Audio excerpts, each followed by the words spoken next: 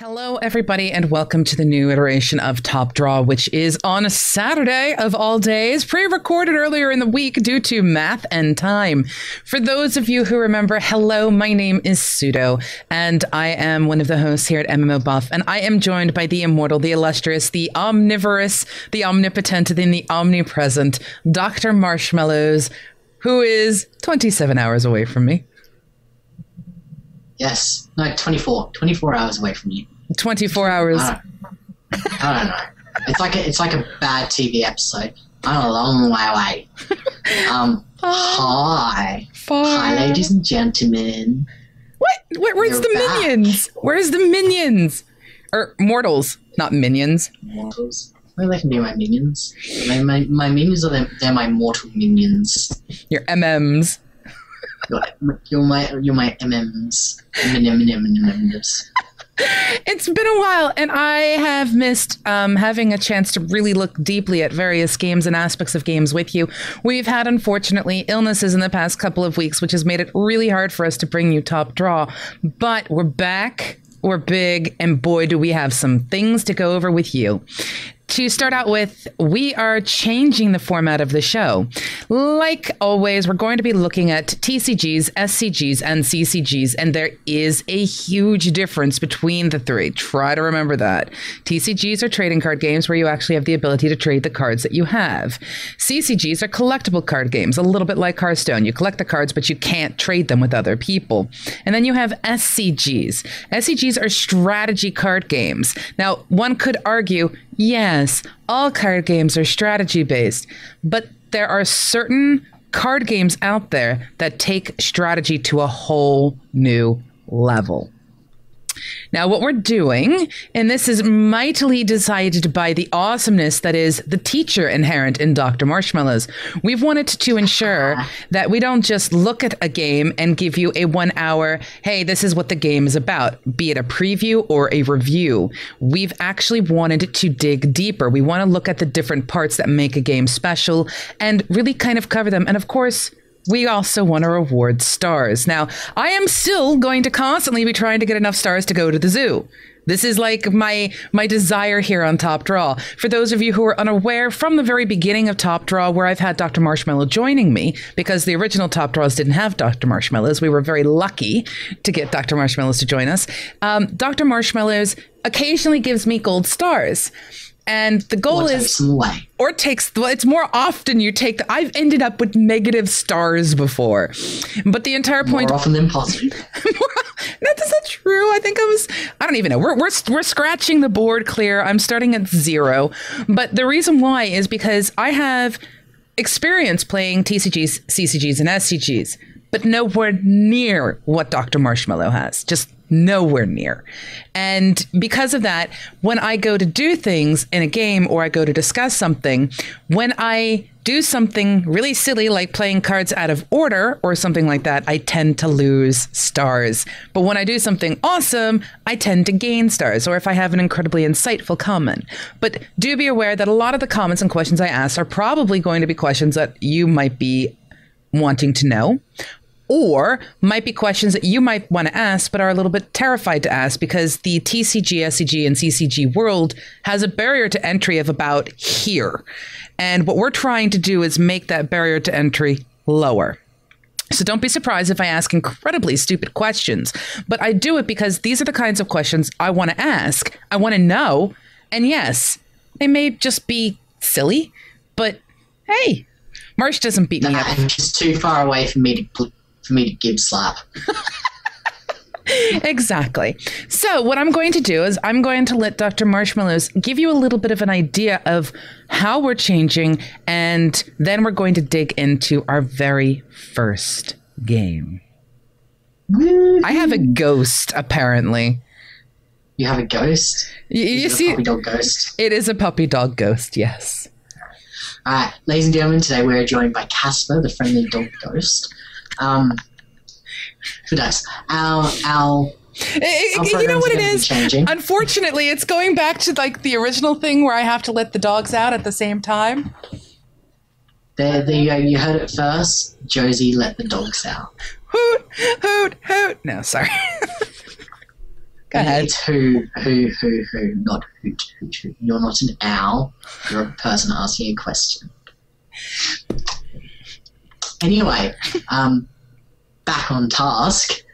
I'm so glad, like, my teachers aren't here to, like my old high school teachers. They're like, never changes, always off task. Anyway, we our format quite a lot.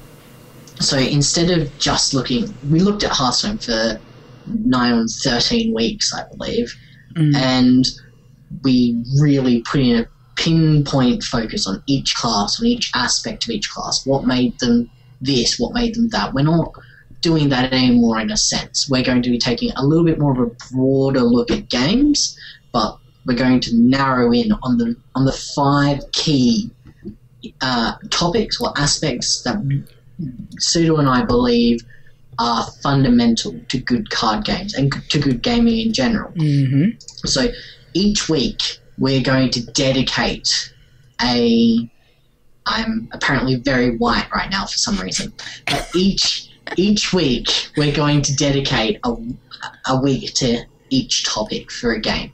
So we're going to be covering each of our games in 5-week blocks.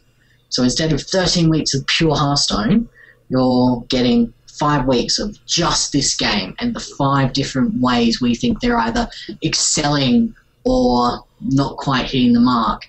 And by the end of this 5 weeks, you're going to know, hopefully, exactly what's good about this game, what's not that great about this game, why you should get into it or why you should avoid it.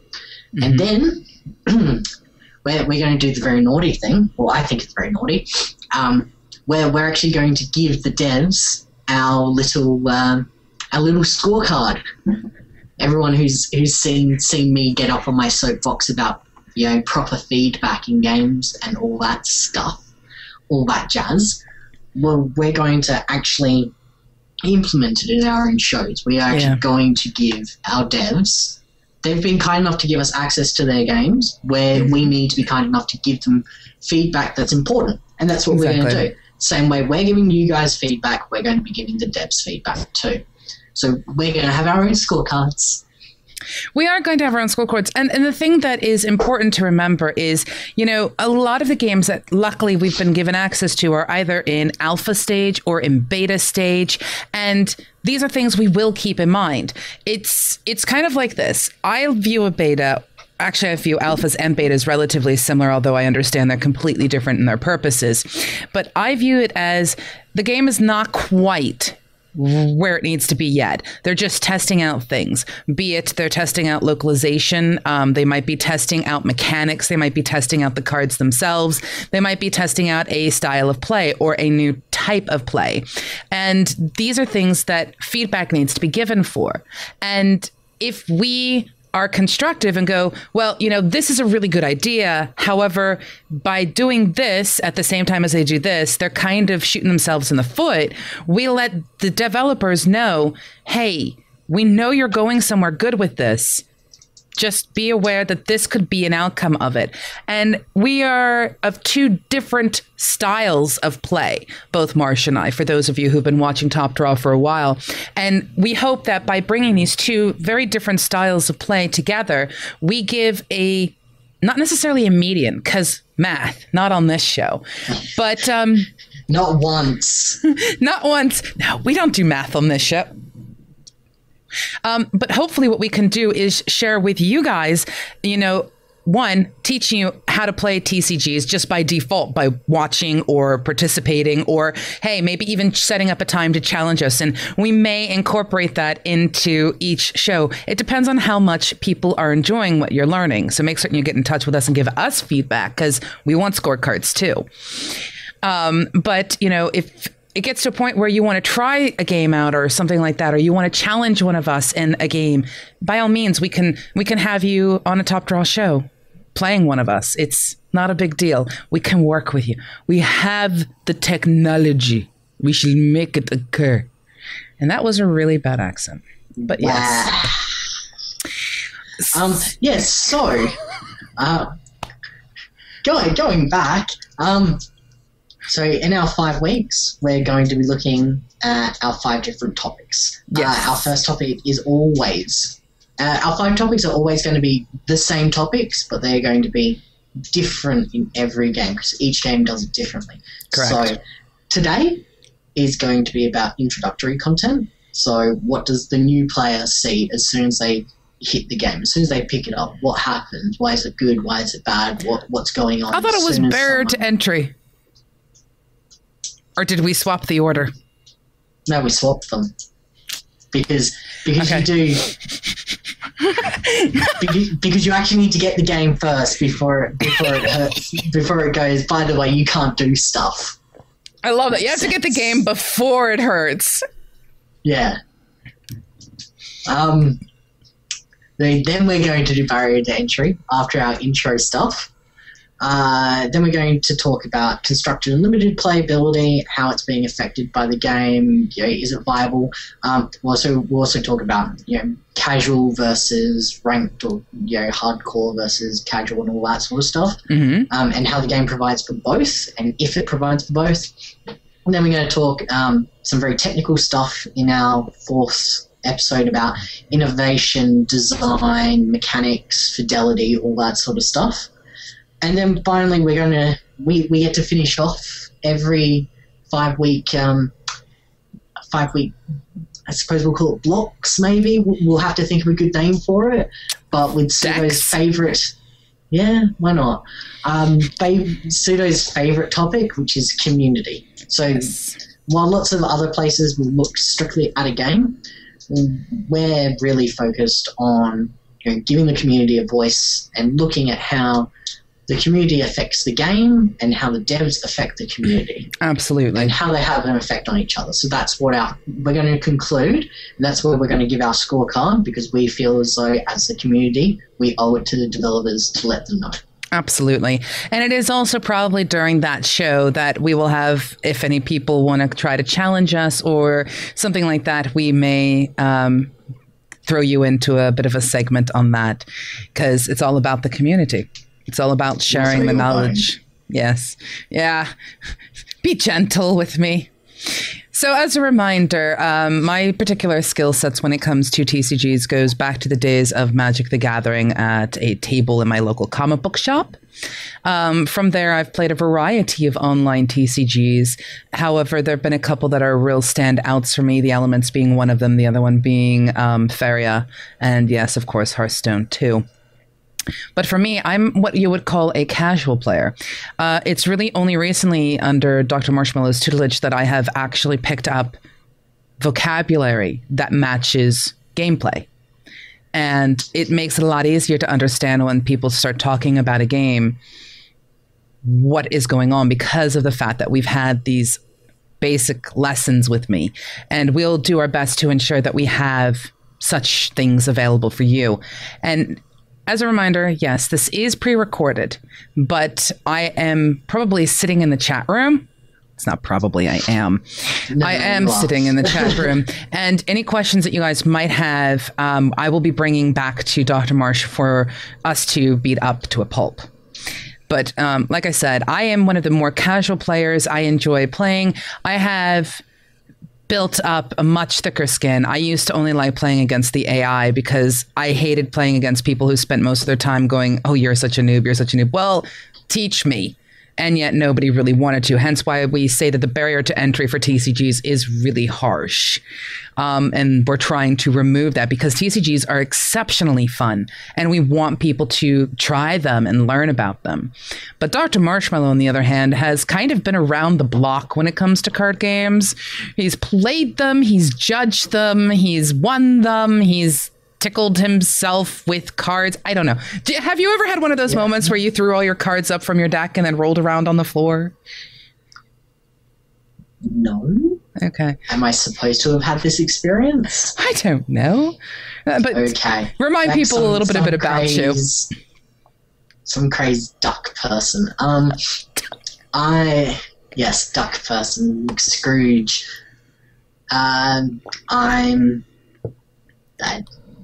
People here call me a pro. I don't consider myself a pro by any means. I just have a lot more experience than most people when it comes to card games. If you can't tell from the accent, I'm an Aussie. And I had many accolades in the TCG arena. First position, first in the DCI rankings for Magic the Gathering for over a year in Australia, and then top 5 for good many years before and after. Several Pro Tour positions, several GP positions. I've played just about every TCG under the sun because I get bored and like to play new TCGs.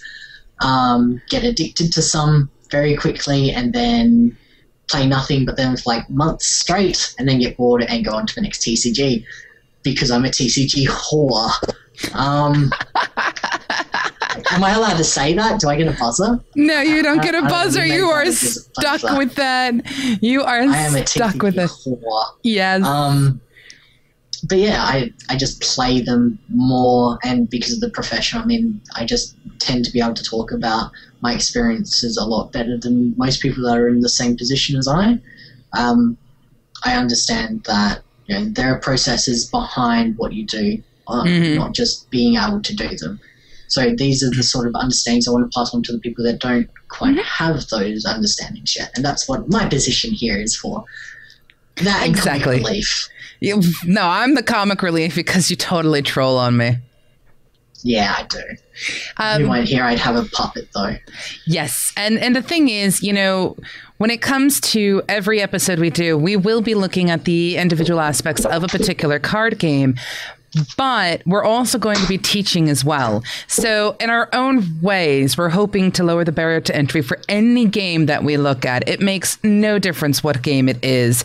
And we know that there are going to be games out there that are going to appeal to me, but not to Marsh. And then there are going to be games that Marsh absolutely worships. And I'm like, I'm not quite feeling it because of this. And then there are going to be games that you guys absolutely worship the ground on and think we're insane for going, it doesn't quite tick all the boxes we're looking for, but we can see why someone enjoys it. So there's going to be a mixed bag here. Our goal here is not to trash anything. So if you are shining or coming here, I'm going to trash everything. I'm trashing. Pseudo's job is to rein me in. I trash everything. I move the soapbox. Exactly. If I don't trash things, people never learn. Well, no. See, there's a huge difference between just sitting there going, this card game sucks, and us sitting there going, well, they have this idea, but it's not working because of this. Trashing implies that there's no benefit to what you're explaining. If you're just going to sit there and say, this card game sucks, we wouldn't have a show. And I would be very disappointed in you. Very, very, very disappointed in you, Marsh. And again, a really horrible accent. But anyway, so with that in mind, we are going to be looking at our very first TCG, and it is a TCG. You can trade cards.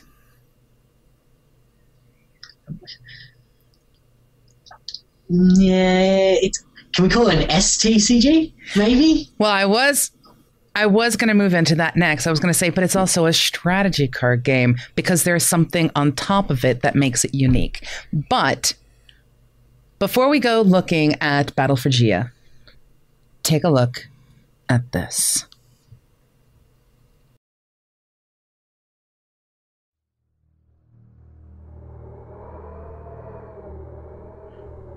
Down in the depths of Gia, where the Durgar protected the vial, which contained the soul of the Guardian Faring. This soul was so powerful that could maintain the veil locked in order to prevent the access to Gia from the planes. But that infamous day, something bursted into the temple and tried to steal the vial. The intrusion destabilized the magical protection, which contained the soul of the dragon, and destroyed the phylactery, spreading the essence of the Guardian all around Gia. As a result of the explosion, the portal became unstable and cracked. Through astral fissure, groups of orcs began to arrive, and formed a dangerous horde. kingdom of Endale soon sent reinforcements of elves to contain them. We climbed from the depths and alerted the ancient the reign of Anamir, and as well as the mighty emperor. In the meantime, small groups of angels and demons crossed the veil, preparing strategies for future confrontations. This will be the toughest struggle ever imagined, and Gia will be the main battlefield. Battle for Gia.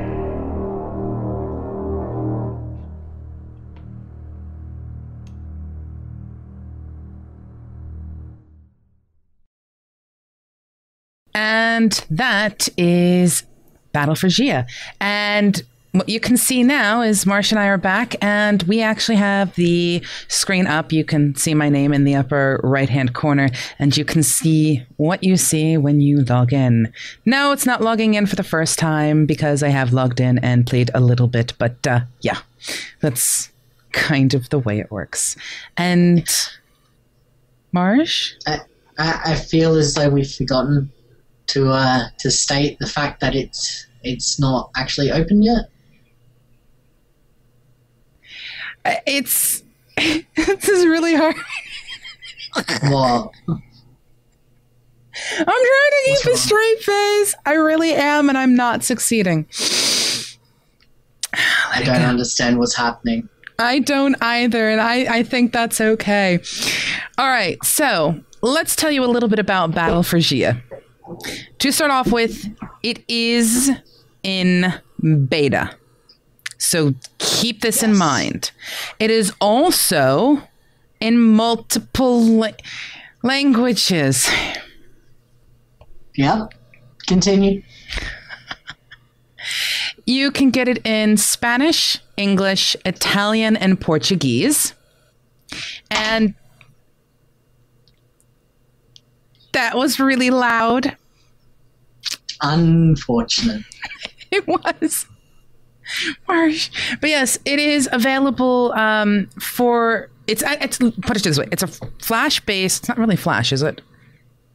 I don't believe so. But it is a browser-based. It's a browser-based game. I haven't gone to look and see whether it's the Ajax with HTML5 and all that other backgroundy stuff, because that's for design. That's a different episode. That's not the point of the very first episode. It is browser-based. It is originally brought out in other languages. This is being ported to English. All right, so this game is slated for release on the 13th, which means, is it 13th or the 15th? My brain just, it's slated for the 15th, which means by the time this show actually goes out, it will be out for Canada and the United States. Yes, that's the one. And this is from which studio? It's from Iron Belt Studios, which is a Spanish producer. They're relatively new. But in the US, for the US and Canada release, it's being basically toted, pimped out by Mousy publishing company. So you should see, some Facebooky stuff. I'll put a link for people to look at in the chat. Link!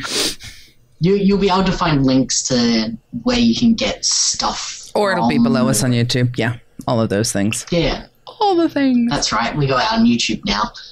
So yes, so Iron Belt Studios, Spanish developers. This is really interesting for me because it's the first, we've had some European people and we've had, well, I say European, technically Spain, but still, we've had some... well, Spain is in Europe. Yes, but when I say European, I mean Swedish people. Oh, okay. Yeah, you don't count. But thanks. But it's interesting because this is the first game I've seen coming out of Spain in a long time. It was the first, how to qualify this? The first interesting game I've seen coming out of Spain that's been ported over for English and actually has some sort of potential to make. Mm-hmm. Make the English have an English following. Right. That's a very convoluted way of saying this, really. a very convoluted way of saying that we've got another game, or a game that's coming out that's being developed in a language other than English and is being brought to English, and it is kind of cool. It's kind of a little bit like Arcade being ported to America. It's nifty when other countries can bring to us the games for those of us who quote unquote speak English. I say quote unquote because vice versa. Yeah, as opposed to vice versa, because we're so inundated by American or UK games or things like that, where it's all English, English, English, English, English, and then it gets ported to other languages. It's really nice to see something different from our side of things. So to start off with, Battle for Gia is a card game, obviously, that is browser based, summing all the things up that we said. And it has an interesting bit of strategy to it. And it has this as its opening screen, which you guys have been staring at for a while, probably going, what is wrong with her? We know for a fact that the localization is taking a little bit of time. It's anytime you do translation, it makes a difference what it is. It's a little complicated. So yes, in case you are looking at the screen going, welcome is spelled with 2 W's instead of 1. Bear in mind, this is... Yeah. Spelled 2 L's. Oh, gosh. I don't even... I'm American, living in the UK. I don't speak English. That's it. I meant to say 2 W's. Understand that this is still being translated. And hey, you know, if you run across little things like this in a game, something you can do is go, on this page, I noticed this. This is the translation for what you're trying to get across and the spelling, etc. And, you know, help them out as well, because what you put into a game, you will get out of it, especially if you get involved with the developers. Something we'll hit in the very last episode that we do when we discuss Battle for Gia. Now, I am now looking at my screen and I see welcome to Battle for Gia. Complete the tutorial will give you the first cards of your army. Now, I have played this. I have played this a little bit. I have not put as much time into this as Marsh, because Marsh is obsessed with games like this. I have, again, that casual love of games like this. So there's always going to be this discrepancy, not just in our play levels, but just in our time dedicated to everything. Let's put it this way. There's only 3 people playing in the American servers right now, 2 of which are us, and I'm still smashing Pseudo at everything. And Pseudo's not even coming second. Hey, I come second in a couple of things. Thank you very much. Not everything, but I do come second in a couple. So what we're going to do is we're going to go ahead and go through a tutorial. Now, like I said, I've gone through some already. So I'm going to go ahead and click play and let this load up. And I'm going to have to adjust the screen to actually show this, because the campaign map, there we go. Just move the screen. So now you can see the campaign map. Now the campaign map has, and this actually took me a little bit to figure out, there's chapter 1 there, chapter 2 there, chapter 4, chapter 5, and chapter 3. Chapter 1 is... the middly one. Yes. This, again, we know that there's translation things. We know that there's not an upside down exclamation point in English, but again, this is a translation thing. But it's welcome to the world of Gia. Take your first steps into this epic land and familiarize with its basic game notions. Again, that's the last time I'm going to make comment on the English side of things, because translation is translation. Yes.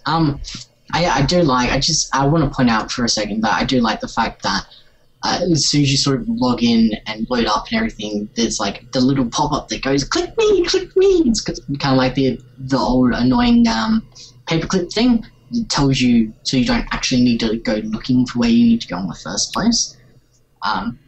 Even though it does say welcome, it's great that it's there, because some games either go, well, you must do this intro because introductions, and other games sort of go, here's the UI, have fun. So I like the fact that they've sort of gone with the medium there and gone, click this if you want to get started, we'll give you some cards, you sure you don't want to? And they're like, epic story, maybe you should read this. Yeah, see, that's the thing. I am a full-on lover of things that have story behind them, not just randomness. When I look at a TCG, I like to know why a TCG is being built. You know, why do the certain races, classes, or cards, monsters, etc. exist? I'm one of those weirdos like that. Marsh is more, I think, along the lines of, well, hey, cards, play. Or am I wrong? No, I like cards. Sometimes I like story, but a lot of the time the story just sort of gets in the way of me smashing people's faces, which is redundant, really. Well, what I'm going to do is I'm not going to go through the chapter 1 story that is presented to people because I want people to be able to experience that themselves. I myself like the fact that it's there. You can scroll through it, but I also appreciate the fact that you can close it and automatically be taken to a game. So let me adjust this so we can see things better. And ta-da! All right. So what I'm looking at right now is a board. And this board has the tutor at the top. It has myself at the bottom. And it says, welcome to Gia Battlefield. Cards in the lower half show your army. Cards in the top half are the opponent's army. Makes sense, yes? Now, the very first thing that I notice when this is presented to me, because technically speaking, if you've never played this game before and you decide to play the tutorial, this is the first you're going to see. I am overwhelmed by all the information thrown at me. I'm sitting there going, I'm like, okay, most card games, I know I have a health pool.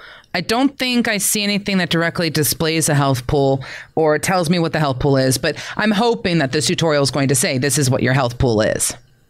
Because that's usually what it is. It's very... It's kind of a little cluttered. Like, the first thing when I look at it, I go, I'd like to make it a little bit bigger, like the board a little bit bigger, maybe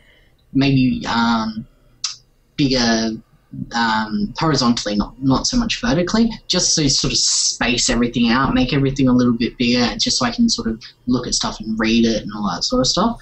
But to look at, you go, this is very different from every other card game. Yes. I mean, I don't see a deck. I don't see a hand that I'm supposed to be holding. So at the very first start of things, my thought is, okay, they've already played a basic hand for me and they're going to show me why and how to use it. This is the very first bit of information that is fed to me, at least. So that's my assumption currently. Now, I know this is not the case, but, you know, as something, when you first introduce yourself to a card game, you kind of have to go with what they show you.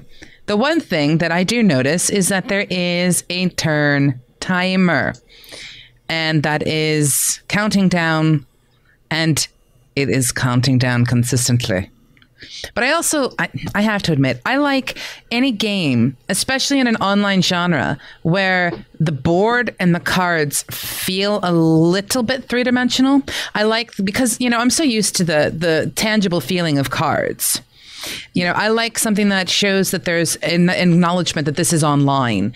And as such, you know, we have a little spinny thing here. We have actual sort of, I almost want to call them Knight Rider. Because it's this moving light that goes across the bottom of the cards. Yeah, the border effects. Yeah. Yes. So it's kind of like...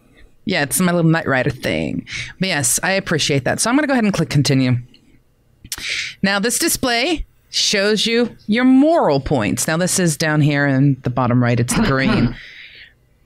I know morale. Morale. I know you're... Moral.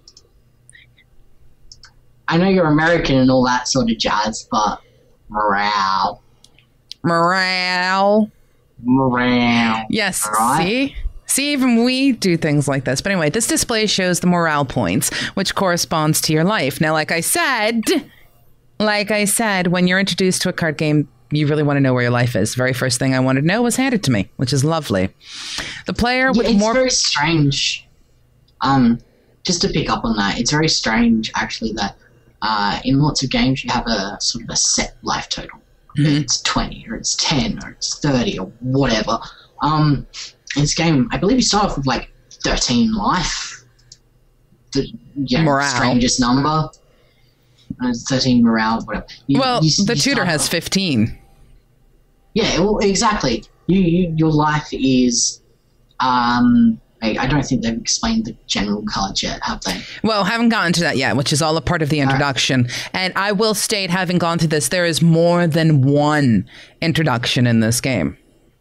Yeah. And there's a darn good reason for it, and I appreciate that, but I will continue.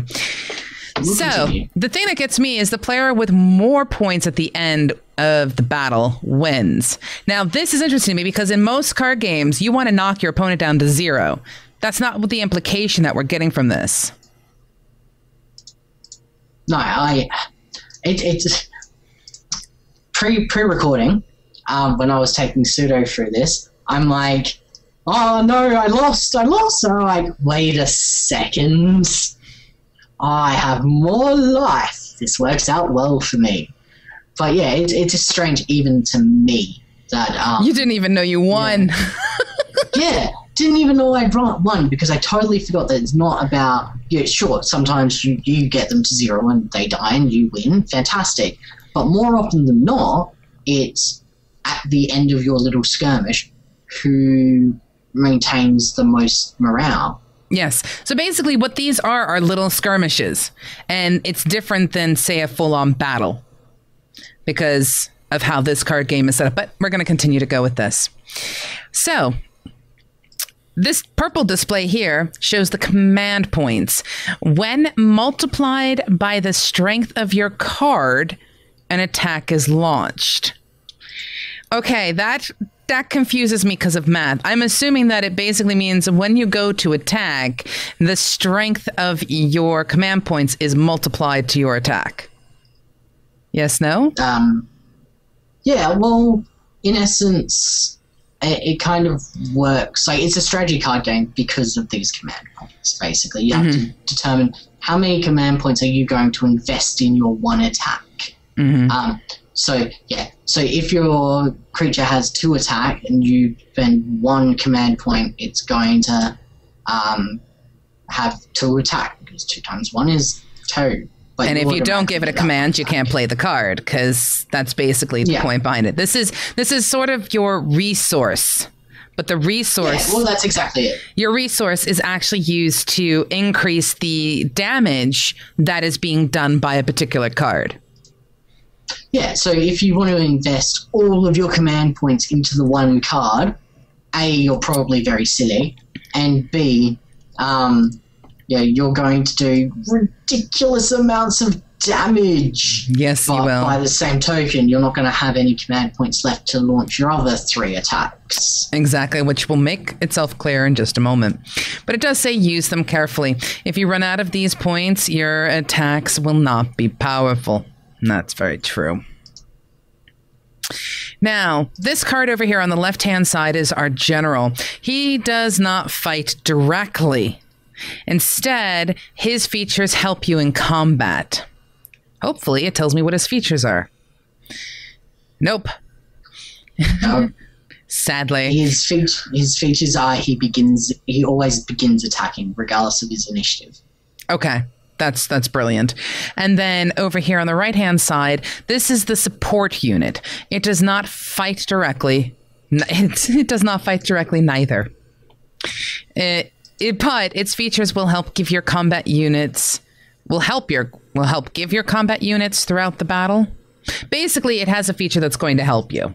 It's got a bonus to it that is going to happen. So what we have here, and what I'm noticing, the general is where you get your command points and your morale points. So depending upon which general you play, which means there's going to be multiple generals in the game, will balance how much control you have. So you might have low health but incredibly high morale, or you might have incredibly high health or morale but low command points. Yeah, basically your command points and everything is all based on your general.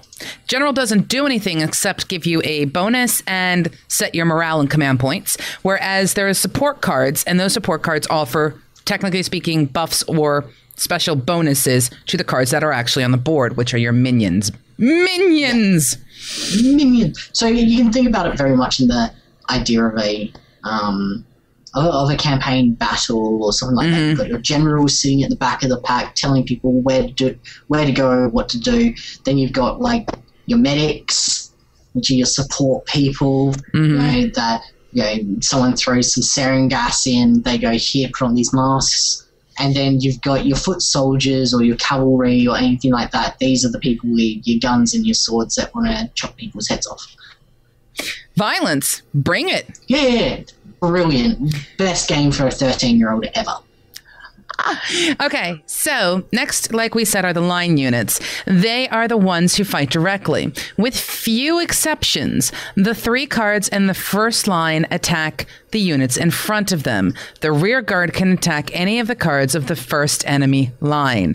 Now, choose a card from your army and attack. If you decide to attack from the rear guard, choose which unit you attack the opposing army. Now, this is something to keep in mind here. These are basically skirmishes, and placement of cards is important. I love the fact that they recognize exceptions in the tutorial. In the very first tutorial, they point out that there are exceptions. Too many tutorials in a TCG, or we're just going to call them CGs. Too many tutorials in card games specifically have this sort of desire to make you think that all cards are going to do this. All cards are going to have this impact. And it's built into the tutorial. These guys just state, there are exceptions to this. Understand that. And you could probably build deck ideas and concepts off of these exceptions. But I love the fact that they recognize that. Yeah, look, exceptions annoy me simply because you go, but you said this isn't how the game's supposed to work. And lots of people end up, sort of walking away at that point because they get angry. So it's good to acknowledge that, we're not going to tell you about them for a little bit, but they exist. Mm-hmm. But it also gives you a default baseline to know that it's the exceptions that prove the rule more so than anything else. So I like that. Yeah. Continue. All right, so basically my job is now to pick cards and attack, and I've got like 5 minutes to do this. And technically, you start out with like 16 minutes, but we've been putting some time into going through and explaining some of these things. So the first thing I'm going to do is I'm going to click on my general because I want to show it. And if my time runs out, my time runs out. It's not a big deal. I want to show these cards. So the card that we're starting out with is Octavio Silla, who begins attacking. So this means that my army has the first turn, which gives you, in most games, something called an initiative. You won the coin toss. You pulled the best card out of the deck, whatever. The army gets absolutely no special bonus from them. And you have a little bit of some information about who he is over here. So that's brilliant. Let's go back to the game. Now I want to look at the support character that we've been given. And this is the Therosian Inquisitors. I love that name. I love this. I like the feeling you get from the name. I'm weird like that, though. But this is something that cancels morale drain. Now, this is a rather interesting card because, as you know, morale is your quote-unquote health pool, but you don't have to be empty of health in order to lose the game. It's whoever has the most at the end of the skirmish. The army doesn't get any bonuses, and we'll figure out in just a second, you'll see why, that not affected by morale drains is very important. And again, a little bit of a detail on them. So let's look at the cards that we start out with. The front row cards. They're going to walk me through this now. So the card that I clicked was, just for your knowledge, in the upper left. I don't know because I didn't remember the name. I clicked it. I was just going to go through it when we get here. But this is the unit you attack with. The number in the blue ball here shows the strength of the unit. The number in the red shows the damage it'll do to your opponent's morale if you win this round. So something to keep in mind. Now, what you see over here is a little mathematical board. Remember how we were talking about the command points? If I wanted to, I could apply an incredible amount of command points, which it's going to now tell me about.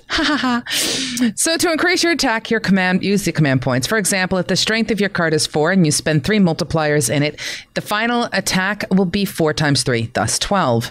If your opponent's attack is lower than yours, you win the round and apply the damage to your enemy, which means they could block you, destroy your card, and everything that you just threw into the command point wise is wasted. Yes. There's lots of other creepy things, but yes, more or less. So this is the very first card. Now, this is the, I just wanted to say the XIII Legion. I think it's the 8th Legion. And it is a 2/2. Sorry, I just got that. The XIII Legion. Its attack is plus 12 versus infantry. So if I send it after infantry, it's going to get an additional 12 attack. Or 12/6 attack of plus 6 versus cavalry. Now this is interesting. Cavalry. Yes. Cavalry. Cavalry. Cavalry. Okay. English, I don't speak it. Horses. Horses. Horses. But you see down here, I'm not going to go into just yet, but there's impetus of a +1 and an impetus of +2. Not touching that yet, just so that you know. I am not going to fight right now. I just want to view the cards. This next card that we have here is the X-Legion. So this is number 10 from the Legion deck. I'm starting to see a trend here. And this is a 5/1. So if we remember correctly, the blue is the amount of damage it does. The 1 is the amount of damage to the morale that it does if you win the round. Making certain I remember that. That's the red. And then the blue is the amount of damage it does to whatever it's attacking. So this Legion has a damage of minus enemy minimum 1, minus 3 enemy minimum 1. Yeah, see, this is where we start coming to the first small obstacle. Sort of, yeah. I don't know what these things are. I'm going to go ahead and assume.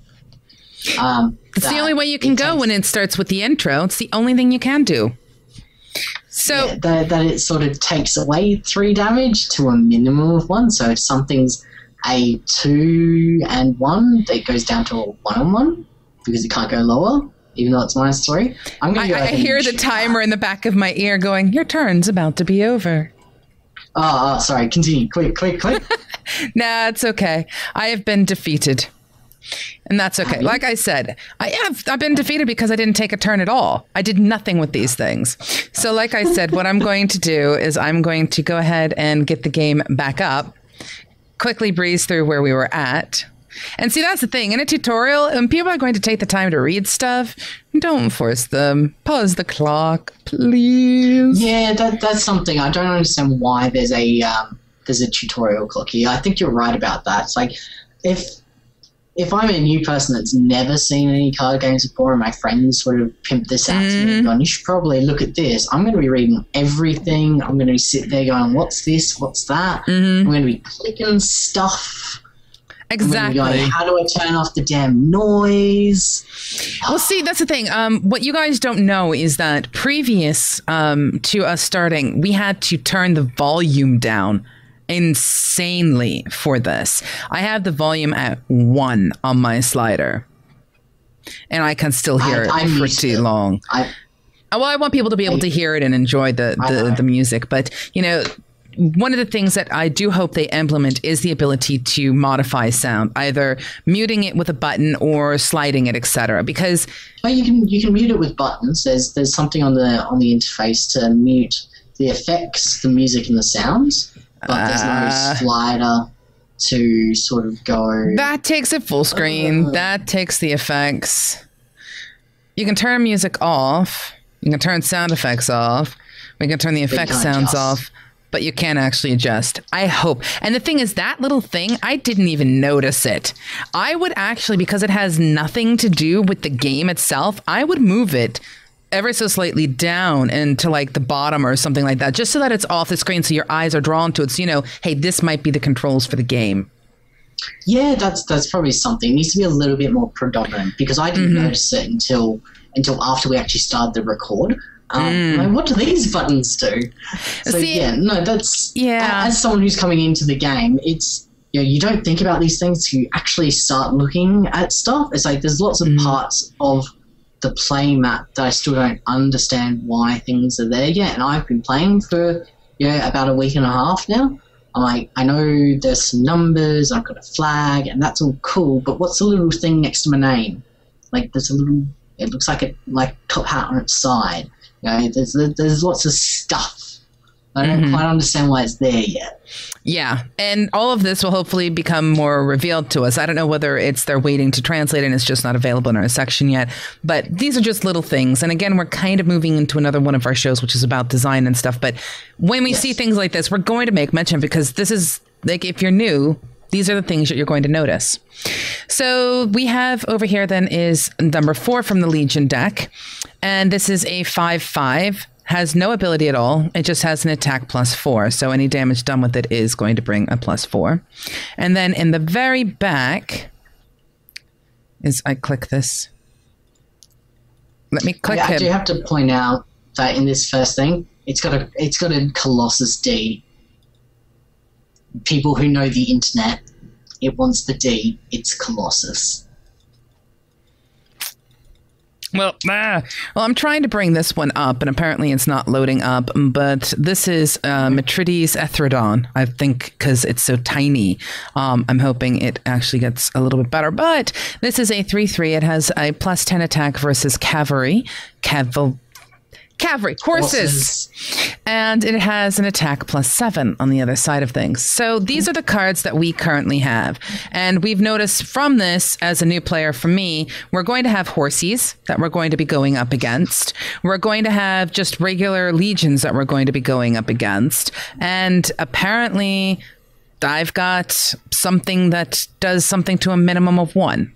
-3 enemy, minimum of 1. I'm assuming that means that if you had something that was 2, it only goes down to 1. I'm assuming, because that's sort of like the old-fashioned tabletop games where you could lower the difficulty on something, but there was always a minimum threshold where if you removed it too far, it was just too unfair. So I'm wondering if that's sort of the barrier to that there. But yes, so what we have here... Oh, now he pops up. So, Mitridis Ethrodon.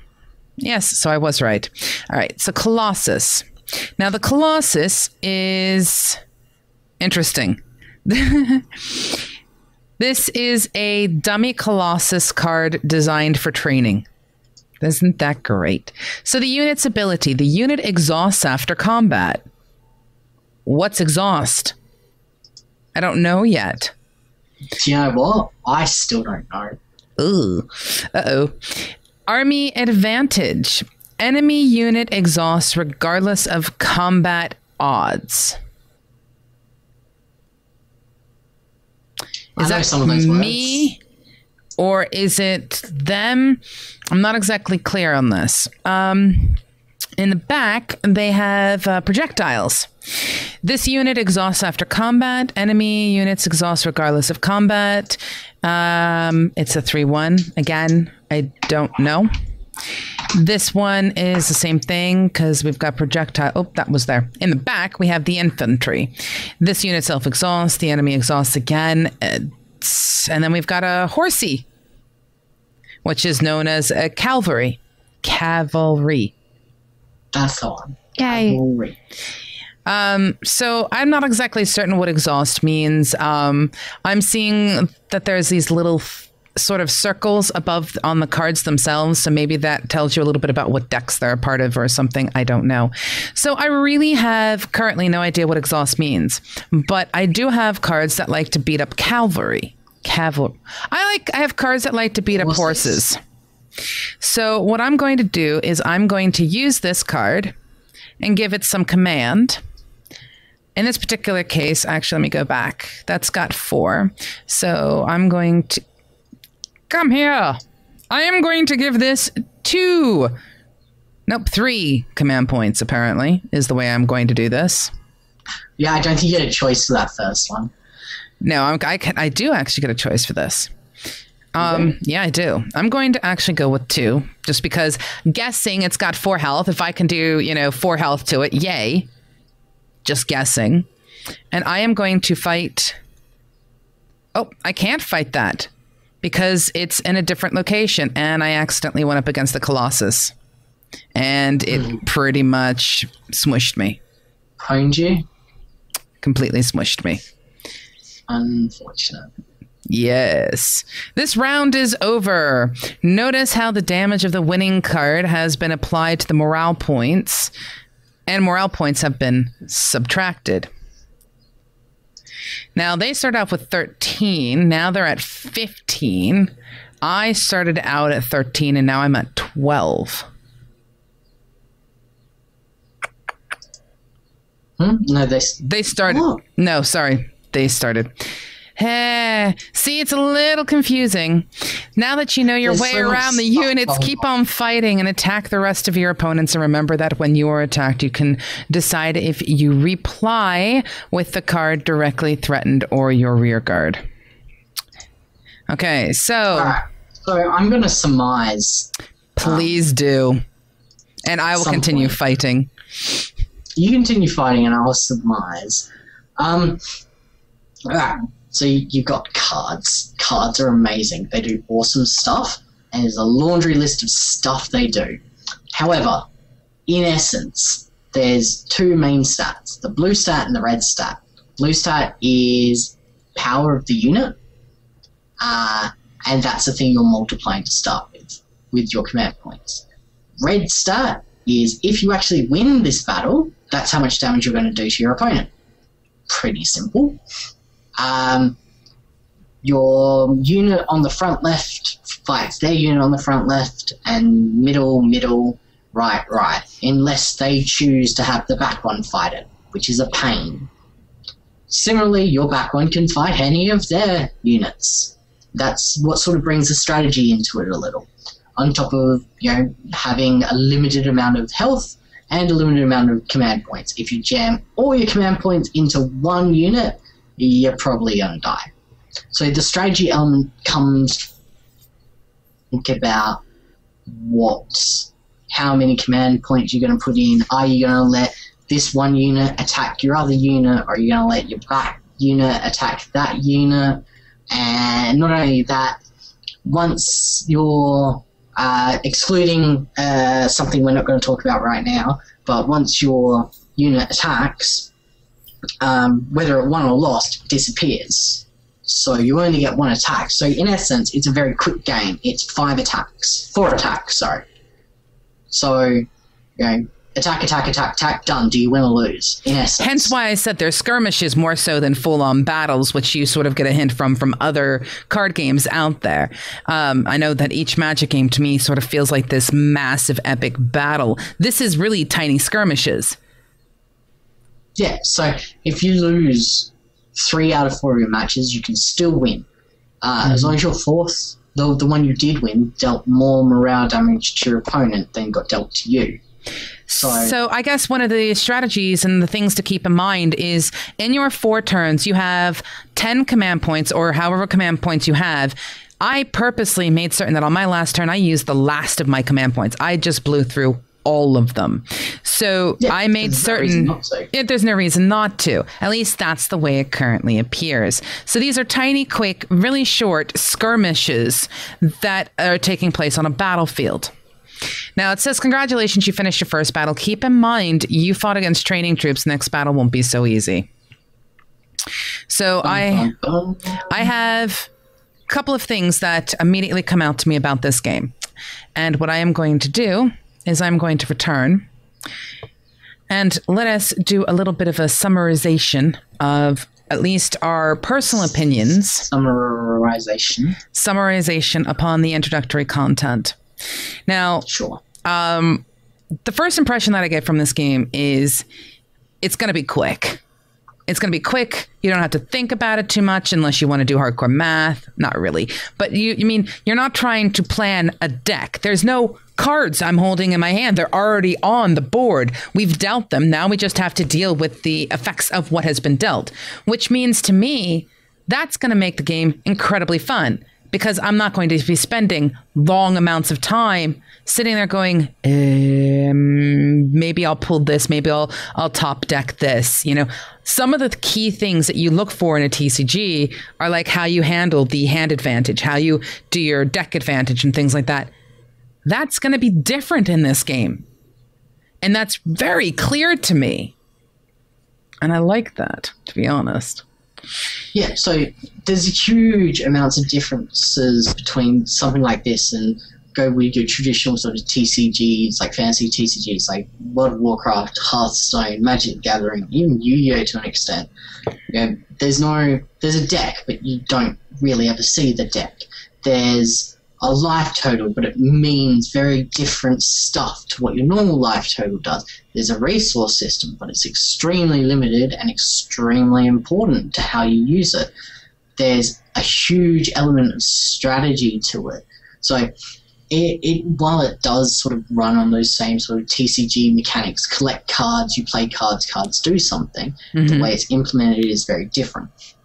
So your advantages that you try to gain are very different as well. And that being said as well, a lot of them are very similar. So we'll probably get into that during the design aspect of our review or our in-depth look at the game, because I really don't think these are too much of a review anymore. I think we gas bag too much. No, well, that's the thing. We never set out to do a full-on simple review. We want to look at things a little deeper. That's what we do on MMOBuff. But yeah. No.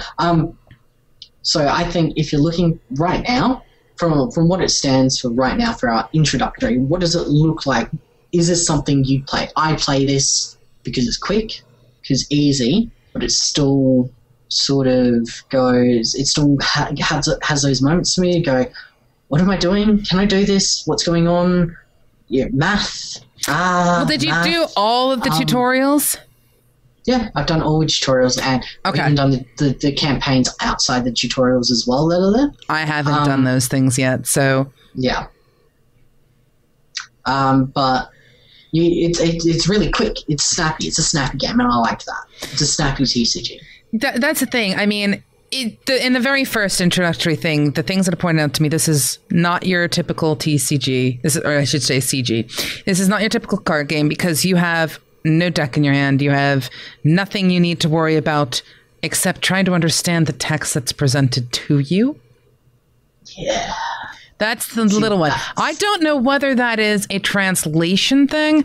I'm still a little uncertain about what happened with that card that had the -3, -1 thing.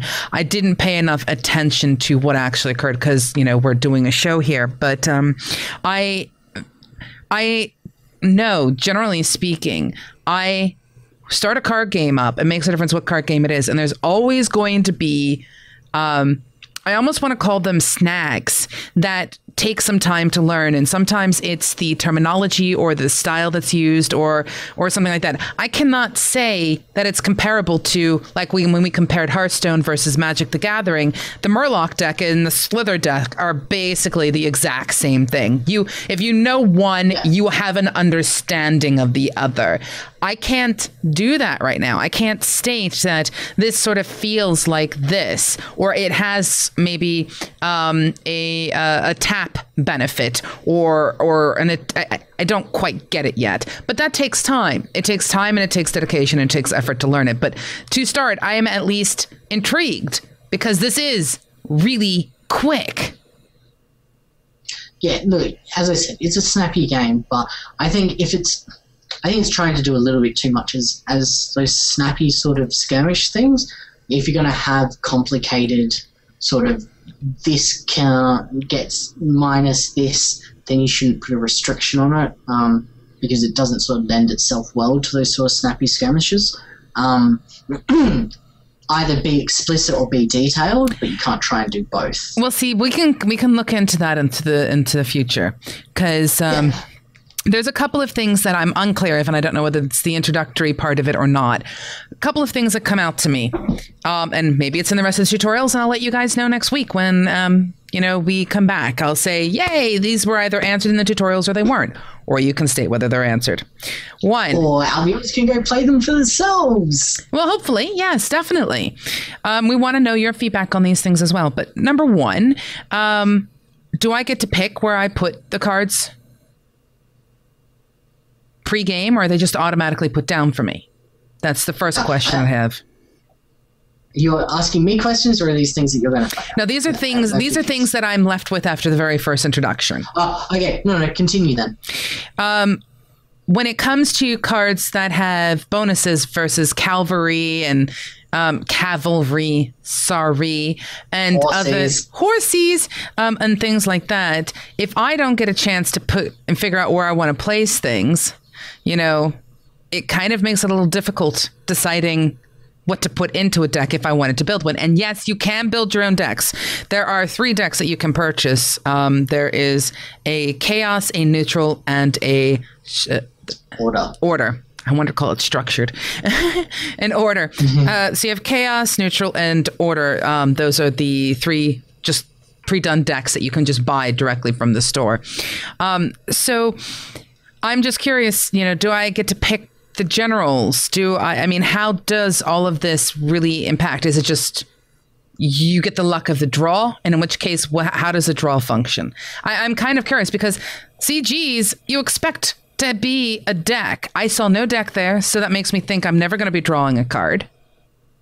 And, you know, placement's going to be done, but if you are supposed to pick where you want your stuff to go, the question then becomes, well, how do you make it fair? If both people have to do it, or is it just sort of luck of the draw? It just would probably make more sense, considering it's skirmish based, just to have things automatically appear. I mean, I don't even know how big my deck is. I don't even know what's in my deck. Right. But when you start out, that usually ends up happening. Yeah, look, so you've really only played... Like, I know we've both gone past this stage of introduction, but you're right. For something that just comes into it for the intro, you've sort of got this dissonance happening where you look at it and it's so strange. It's so different to every other TCG, and then you sort of get bombarded with all this information that's strange to you and doesn't sort of make those links. So the introductory wise, look, there's some flaws in it, but I think it does a few good things as well that we can see from the intros. Oh, gosh, yes. As someone who's an advanced player, I love the fact that I can skip everything. I really do. Like, I'm able to skip all the lore stuff that I couldn't care less about.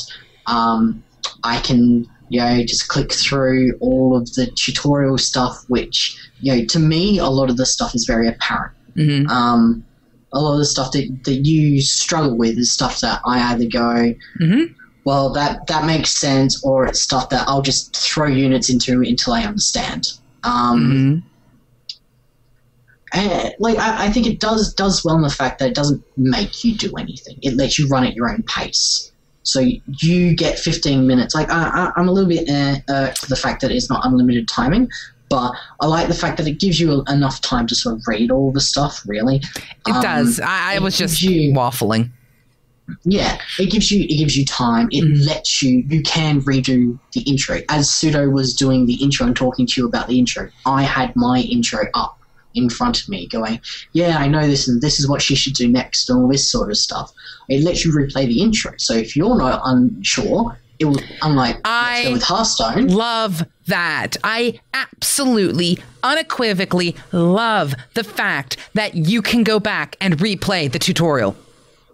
Exactly. And not only that, you get coins, you get XP, you get coins for doing the tutorial again. So if you need to do the tutorial again, you're not wasting 100% disadvantaged by it. Yeah, you're not wasting game time. Absolutely. You get a small benefit from it. You get some XP, you get some gold. Of course, it's not going to be as much as if you actually played someone, but you still get a little bit for your time, for your effort, for going through, for trying to educate yourself. You still get some sort of reward. I really like that. When it comes back to, yeah, it gives you some reinforcers, you get achievements and all that sort of stuff when you do finish a game. I'd like to see a little bit more of a feedback, sort of visceral feedback. I'd like you get the animations, like something gets cut and you see some blood fly over the thing. But I don't know. It just doesn't feel really visceral to me right now. Even though you have blood flying around, it doesn't feel visceral. That's interesting. How bloody do you want it to be, Marsh? No, I don't need it to be bloody. I need I don't know, there's just something sort of missing. There's, like, I don't have the card movements. Like, I like seeing, I put a card down here and the card goes from my hand to somewhere else. Or I get to futz with stuff in my hand, or, I get to look at stuff. There's not a whole lot of visual feedback to me right now in the game. And I look at it and go, when it's not my turn, what am I doing? That sort of stuff. Not only that, like, I think the feedback system needs to tell you. That's me on a personal level, but when I'm talking about actual feedback, I mean, also at the end of your sort of tutorial matches, and even at the end of your normal matches, I think you should get like a bonus because you didn't lose this much morale, or maybe it should give you a breakdown as you get 10 XP because you beat this person, and then you got 5 XP because you killed this many cavalry units. So you got something that can be looked at as very trivial things, but there's something to achieve, something to put goals to, all that sort of stuff to make people sort of think a little bit more about how they play. So you add another layer. There seems to be something there. I mean, right now there is a sort of achievement I'm working towards winning 100 games. I mean, you be nice to me. I can do it. Maybe against the tutorial repeatedly.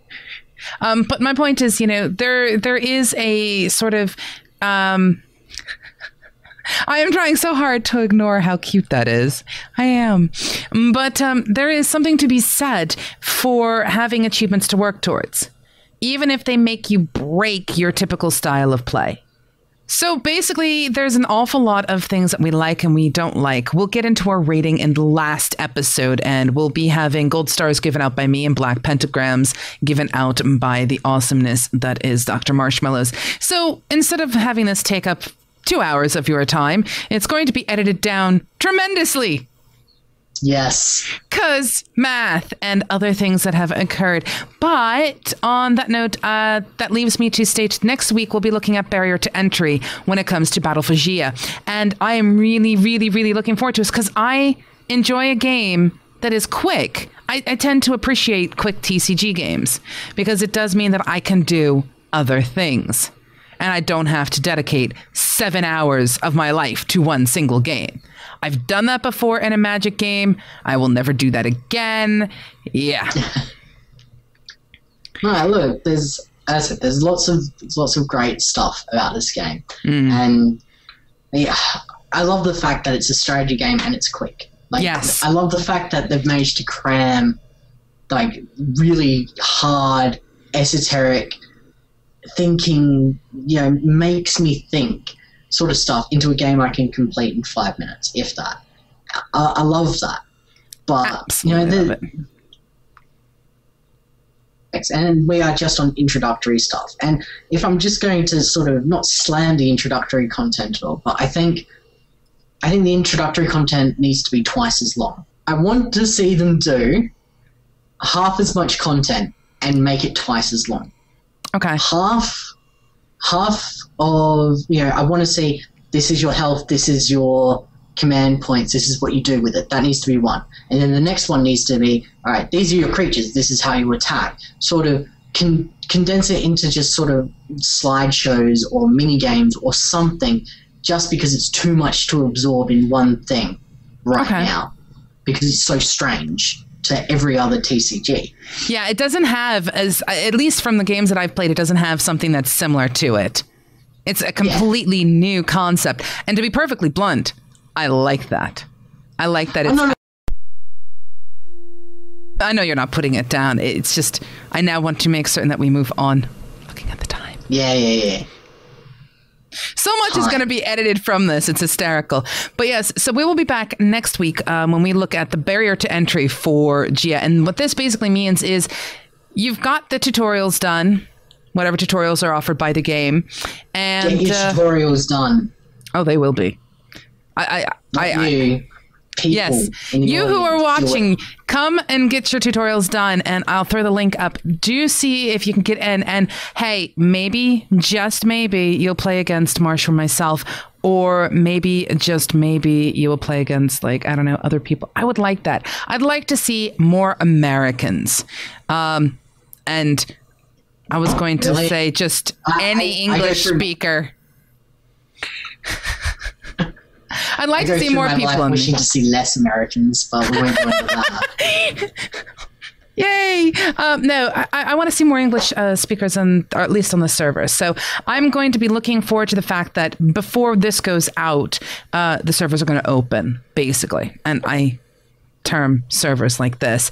I'm going to look forward to that because honestly, the more people that are out there, the more you can challenge things. And one of the things we do stress is anytime you play a CG, makes a difference what it is. It's going up against other people that can really make the game fun. It's how you also learn how to play, because someone does something and you go, oh, I didn't think about that. Or you get put yourself into a situation where you go, oh, well, I have to figure my way out of this. So I'll be curious to see what ends up happening on that level. And that is all about the barrier to entry, which we'll do next week. So next week, barrier to entry. This week, we discussed introductory content. Go out there, play the game, folks. Marsh, it's great playing another card game with you that is not Hearthstone and looking at other things in that level, cuz math. So thank you so much for joining me again. And hearts to everybody out there who has watched. And hey, hopefully I'll get a chance to play against you in Battle for Gia, because I'm really interested in this. And this is going to be exciting. Quick skirmishes means you can get it done during a lunch break. You can get it done in between transitioning games. You can get it done. You can just have it playing on the side. I mean, it's lovely. It's lovely. But yes, get your final says in there, Marsh. Let's hope. Bye, guys and girls, minions, and other crazy people. Mortals. I will accept your sacrifices to be summoned back next week. Until then, hopefully the lag monster doesn't eat you, and remember to worship the sea god Cthulhu. And on that note, I say Toodle Pip, and I will see you guys very soon. Greetings, everyone. Thanks for watching episode 17 of Top Draw, Battle for Gia Part 1, where Dr. Marsh and I look into the very start, aka the introduction for Battle for Gia. If you like what you've seen, please click like, share, subscribe. You can find a link to Battle for Gia at the very bottom below, and of course, we hope to speak with you soon. Toodle Pip.